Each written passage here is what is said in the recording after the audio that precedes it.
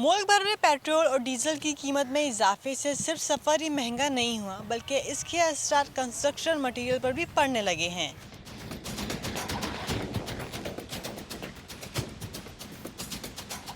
किराया तो बहुत महंगा हो गया, क्योंकि पेट्रोल डीजल महंगा हो गया, इसलिए में हमने किराया भी बड़ा कर दिए। जब हम पंदू ट्रिप ले जाता था तो 1,000 रुपये था, अभी हम 2500 लेते हैं। ईंट पहले 1000 मिलता था, 16,000 का, अभी 19,000 है।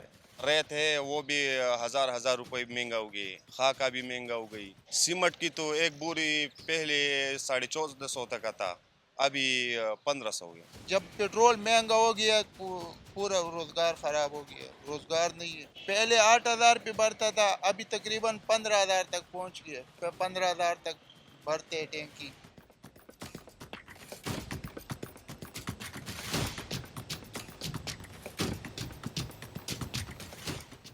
अभी मकान के कंस्ट्रक्शन का काम शुरू था, वो किया हुआ था। अभी रेत, बजरी, सीमेंट हर चीज़ महंगी है।